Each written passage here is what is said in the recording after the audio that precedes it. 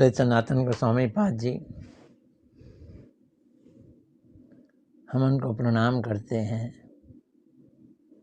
कैसे प्रणाम करें? जैसे रघुनाथ दास गोस्वामी जी ने प्रणाम किया, हम उनको वैसे प्रणाम करेंगे। रघुनाथ दास गोस्वामी जी कहते हैं, मैं तो भक्ति के रस पीने के लिए तैयार ही नहीं था, लेकिन श्री सनातन गोस्वामी पाद जी जो पर दुख दुखी हैं, उन्होंने मुझे वैराग्य युग भक्ति रस जबरदस्ती मेरे को पिलाया। जैसे बच्चे को दवाई खिलाई जाती है ना, मुंह फाड़ फाड़ के। क्यों? अरे ये सनातन गोस्वामी जी पर दुख दुखी, दूसरों के दुख में दुखी होने वालों में से हैं। ऐसे सनातन प्रभु को मैं प्रणाम करता हूँ, उनका आश्रय लेता हूँ। वैराग्य युक्त भक्ति रसम प्रयत्नेर पायन माम न भिप्सु मंदम कृपाम बुद्धिर पर दुख दुखी सनातनम तम प्रभु माश्यामि। ये सनातन गोस्वामी जी ब्रज पहुँच गए। ब्रज में इन्होंने बहुत सारे कार्य किए। इन्होंने उस स्थान पर अपना वृंदावन में वास किया जिसे द्वादश आदित्य टीला कहते हैं।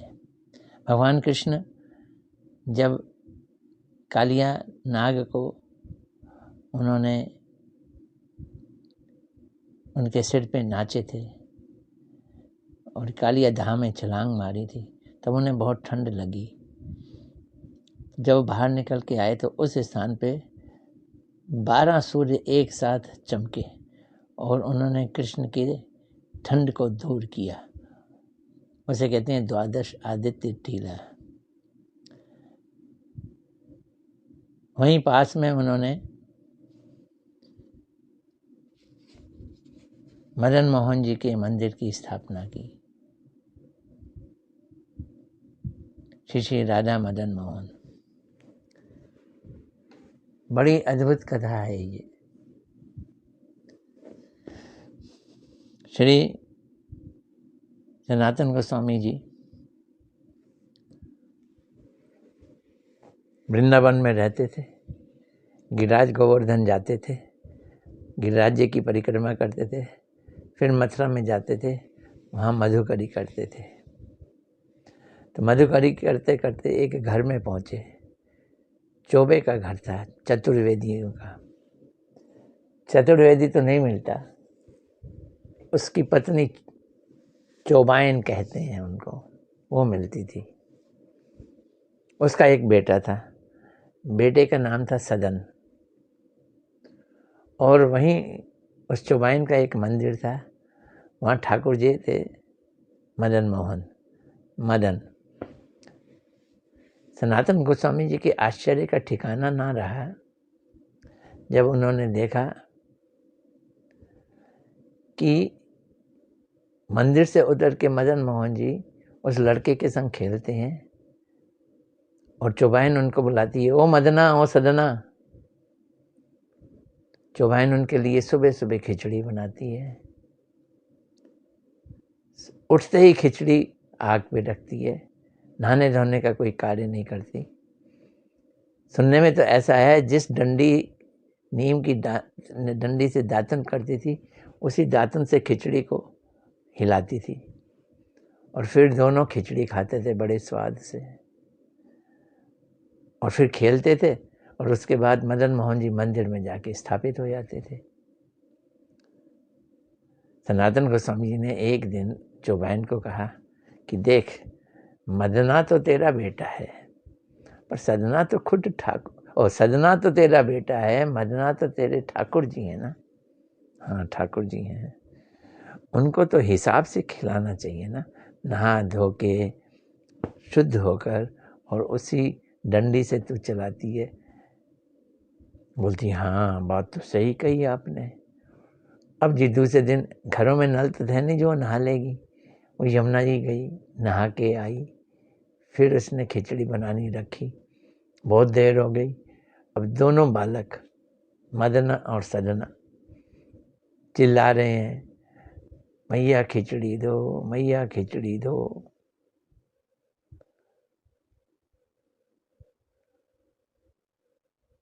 सनातन गोस्वामी जी वहां आ गए, देखा दोनों चीख रहे थे। मदना ने तो कह दिया, तो किसकी बातों में आ गई है जो इतनी देर लगाती है हमें खिचड़ी बनाने के लिए। तब सनातन गोस्वामी जी चौबहन के पास आए, भाई तू वैसे ही खिचड़ी बनाया कर जैसे पहले बनाती थी, उसको वही पसंद है। फिर वैसे ही चलने लगा। पर ये आ जाते थे सनातन गोस्वामी जी। और एक दिन मदना ने अपनी मैया को कहा, वो बाबा आएगा ना, उस बाबा को मुझे दे देना। मैं वृंदावन रहूंगा, मथुरा नहीं रहूंगा। उस बाबा के साथ मैं बड़ा हो गया हूँ, अब तेरे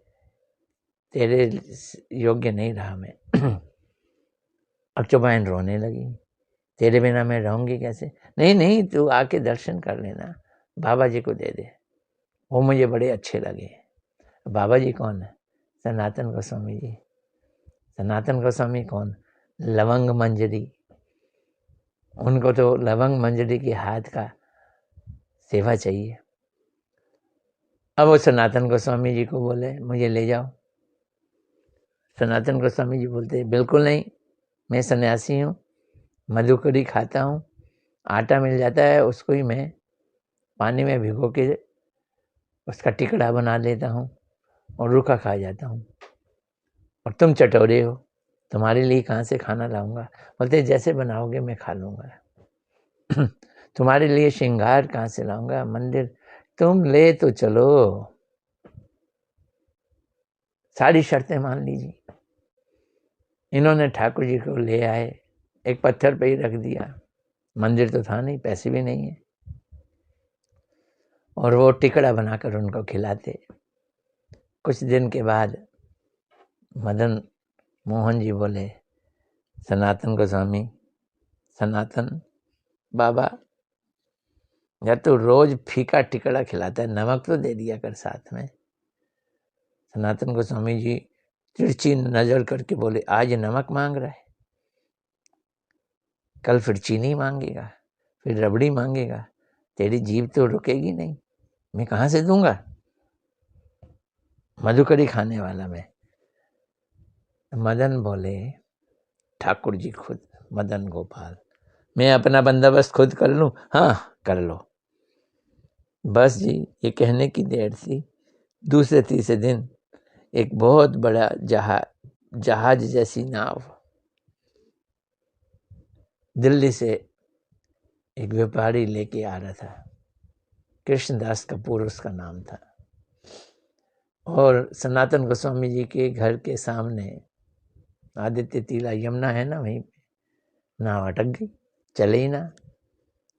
अब उसने लोगों से कहा, लोगों ने कहा यहाँ बाबा जी रहते हैं, बड़े चमत्कारी हैं, उनसे बात करो। बाबा जी को बोला, कपूर जी ने कहा कि मेरी नाव अटक गई है, चल नहीं रही। बोलते नाव में क्या क्या लाए? बोलते बहुत सारा सामान है और नमक भी है। ऐसे उनके मुख से निकल आया, नमक भी है। जैसे ही नमक बोला, सनातन गोस्वामी जी मुस्कुरा दिए। मदन गोपाल जी को देखा, वो भी मुस्कुरा रहे थे। बोलते हैं उसके पास जाओ, उसको प्रार्थना करो। कपूर साहब गए, मदन गोपाल जी आप मेरी रक्षा करो, नाव को यहाँ से निकालो, आगरा जा रहा हूँ, जितना माल बिकेगा सारा पैसा प्रॉफिट का आपका मंदिर बनाने में लगाऊंगा, आपकी सेवा परिपाटी चलाऊंगा। कमाल हो गया, इस बार तो 10 गुने ज़्यादा फायदा हो गया कपूर साहब। इतना पैसा हुआ, बड़ा भव्य मंदिर बनाया। मदन श्री राधा मदन गोपाल जी, मदन मोहन गोपाल नहीं, मदन मोहन मंदिर मशहूर। और इस प्रकार श्री सनातन गोस्वामी जी ने, ये मदन मोहन जी इनका स्थापन की, इसकी मंदिर को बनवाया। खुद मंदिर में नहीं रहते थे, खुद अपनी कुटिया में ही रहते थे। उनकी भोग वगैरह की व्यवस्था की। इनकी परिपाटी थी अलग अलग स्थानों पे जाके रहना। सुनने में आया है कभी कभी तो एक पेड़ के नीचे एक दिन रहते थे ताकि स्थान से लगाव ना पैदा हो जाए। ये गोवर्धन में जाके रहते थे, शिव जी के पास, चक्रेश्वर जी के पास। हाँ, एक नीम का पेड़ है, उसके नीचे रहते थे। शिव जी को सनातन गोस्वामी जी से बड़ा प्रेम, सनातन गोस्वामी जी को शिव जी से बड़ा प्रेम। दोनों दोस्त मित्र। सनातन गोस्वामी जी अपना झोला उठा के चल पड़े वहाँ से। शिव जी ने पूछा कहाँ जा रहे हो? स्वप्न आया, यस, डायरेक्ट पूछा। बोलते मच्छर बहुत तंग करते हैं, मैं ये नहीं यहाँ रह सकता, भजन ही नहीं करने देते। शिव जी ने कहा आगे से यहाँ मच्छर कभी तंग ही नहीं करेगा। उनको वहीं रोक दिया। ऐसा उनका प्रेम था। जब वृंदावन में रहते थे ना, तो एक ब्राह्मण आया कि मुझे शिव जी ने स्वप्न दिया है कि आपके पास बहुमूल्य रत्न है, आप मुझे दीजिए, मैंने बेटी की शादी करनी है। ये बोलते हैं मैं तो फटे पुराने कपड़े पहनता हूँ, मधुकरी खाता हूँ। ब्राह्मण खुद भी देखे कि शिव जी ने कैसे कह दिया इनके पास बहुत मूल्य रत्न है। कहीं से तो इनके पास मूल्यवान चीज कोई दिखाई नहीं दे रही। ब्राह्मण चला गया। फिर उन्होंने ब्राह्मण को वापस बुलाया। बोलते मुझे याद आया, मुझे एक बार चिंतामणि मिली थी, लोहे को छुए, जिस चीज को छुए सोना कर दे, वो मैंने कचड़े के नीचे फेंक दी थी। वो कचड़ा उठाओ, देखो शायद मिल जाए। कचड़ा उसने उठाया, चिंतामणि मिल गई। नाच नाच के पागल हो गया, बड़ा खुश हुआ, लेके चल दिया। अब वो लेके चल रहा था, शिवजी ने उसको फिर विवेक जगाया। अब शिवजी थोड़ी चिंतामणि के लिए भेजे थे सनातन गोस्वामी जी के पास। शिवजी ने कहा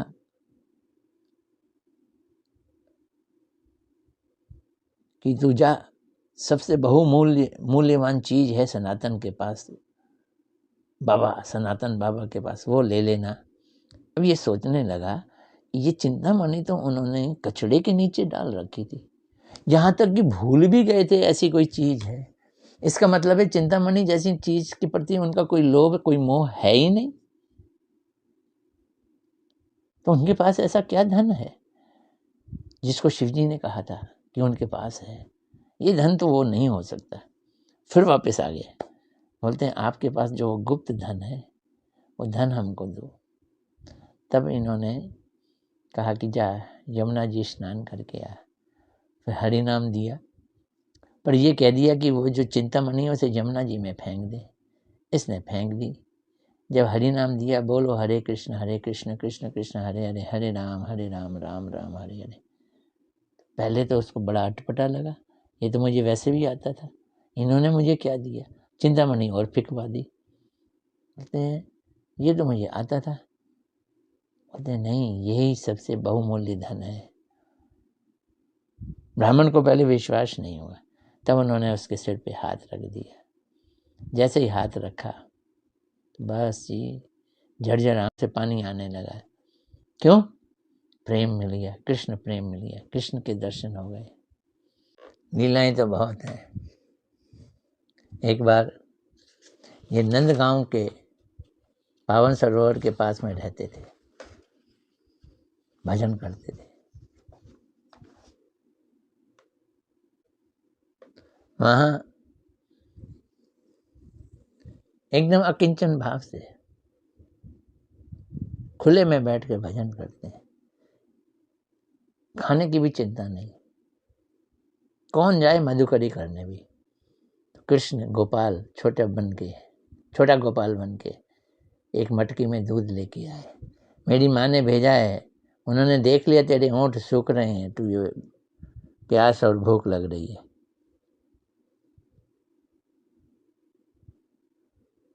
उन्होंने दूध पिलाया। फिर गोपाल ने कहा ऐसे नहीं रहे, कुटिया बना, नहीं तो भगवान नाराज हो जाएंगे। कुटिया बनवाई उनकी। वहीं पास में नंदगांव के पास में एक स्थान है, यहाँ से कृष्ण गैयाएं लेके जाते थे। उसका नाम ही है टेढ़ कदम। कदम के पेड़ पर चढ़ कर टेढ़ लगाते थे, आवाज़ लगाते थे, गैयों को इकट्ठा करते थे नंदगांव जाने के लिए, खिड़क गौशाला जाने के लिए। वहाँ पे रूप गोस्वामी जी रहते थे। एकदम एकांत स्थान है, जंगल। वैसे कोई भी वहाँ रहेगा नहीं, डर के मारे। सनातन गोस्वामी जी अपने भाई को मिलने कभी कभी रूप गोस्वामी जी के पास आते थे। एक बार आए, बहुत दिनों के बाद सनातन गोस्वामी जी, रूप गोस्वामी जी को इच्छा की कि मैं अपने भाई को खीर खिलाऊं, पर वो खुद मधुकरी खाते थे, खीर कहाँ से खिलाएं। दोनों भाई श्रीमद् भागवत में राधा जी की महिमा की वर्णन में डूब गए। किस तरह से राधा जी और गोपियां कृष्ण के साथ रास लीला करती हैं, अलग अलग समय में आकर कृष्ण के साथ निकुंज लीला करती हैं, अपने घर बार को छोड़कर पर की अभाव से तरह तरह के श्लोकों में इन चीज़ों का रसास्वादन कर रहे थे। राधा जी आई, अरे मेरी मैया ने दूध चीनी और चावल भेजा है, खीर बना के पाली हो। हाँ रख जा लाली, रख जा। लाली चली गई, पर लाली का जाने का दिल ही नहीं कर रहा था, उनकी बातें ही ऐसी थी। बोलती है तुम तो अपनी बातों में ही लगे हुए हो, मैं ही बना के छोड़ देती हूँ, अच्छा बना दे। अब तो वो लाली राधा रानी फूंक मारी, आग लग गई, आग जलाई, खीर बनाई, खीर बन गई। अरे अब मुझे जाना है, मैं इतनी देर नहीं बैठ सकती हूँ, पालो जल्दी से। लाली चली गई। उनकी बातें ना खत्म हो, बातें थोड़ी हो रही थी, वो तो राधा जी की बातें हैं, कृष्ण की बातें हैं, राधा कृष्ण के मिलन की बातें हैं, उनके रूठा रूठी की बातें हैं, उनके विरह की बातें हैं, किस तरह से वो छुपाते मिलते हैं, ये सारी बातें चल रही थी। फिर रूप गोस्वामी जी ने कहा अरे वो खीर बना के ले गई है, जरा भोग तो लगा लें। फिर उन्होंने भोग लगाया, खीर खाई। खीर दिव्य दिव्य स्वाद वाली खीर। सनातन गोस्वामी जी ने पूछा ये खीर किसने बनाई है? बोलते वो लाली आई थी, यहीं की रहने वाली है। तू जानता है उसको? नहीं मैं जानता तो नहीं। देख कितनी स्वाद खीर है। वो लाली नहीं थी, खुद राधा रानी आई थी। तूने कुछ सोचा था मेरे लिए? भाई भाई से पूछ रहा है। भाई का हृदय में बात आई कि मैंने सोचा था कि तुम आ गए हो तो तुम्हारे लिए मैं खीर खिलाऊं। बोलते देखो तुमने सोचा और राधा जी को आना पड़ा और मेहनत करनी पड़ी। कभी भी दिमाग में कोई इच्छा लानी ही नहीं चाहिए। बस खीर खा रहे हैं, जार जार रो रहे हैं दोनों भाई रूप सनातन। गिरिराज गोवर्धन जाते थे परिक्रमा करने, वृद्ध हो गए, चला नहीं जा रहा था, पेड़ के नीचे लेट गए, थके हुए थे। कृष्ण आए बालक के रूप में, उनके पैर दबाने लगे, हवा करने लगे। बाबा बूढ़े हो गए हो, मैं ना एक तुम्हारे को गिरिराज गोवर्धन की शिला देता हूँ, उसमें कृष्ण के चरण चिन्ह है, उनकी लठिया भी है और गाय का खुर का निशान भी है। उसके 4 परिक्रमा लगा लो, गिरिराज गोवर्धन की परिक्रमा हो जाएगी। चढ़ गए पहाड़ पे, वहाँ से एक शिला उठा लाए। सनातन गोस्वामी जी तो चढ़ते नहीं थे, उनको शिला दी और शिला दे के अंतर ध्यान हो गया बालक। तब उनको पता चला बालक नहीं, खुद कृष्ण आए थे। इस तरह से कृष्ण के संग, राधा जी के संग आंख मचोली खेलते थे श्री सनातन गोस्वामी जी। जिनका तिरुभाव दिवस सन 1558 में आषाढ़ी पूर्णिमा को हुआ। इसको मुनिया पूनम भी कहते हैं। इतनी उनकी मान्यता थी कि सारे ब्रज वालों ने अपने सिर के बाल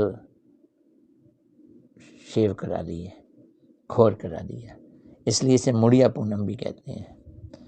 और इसी दिन वेद व्यास जी का भी जन्म हुआ था, इसलिए इसको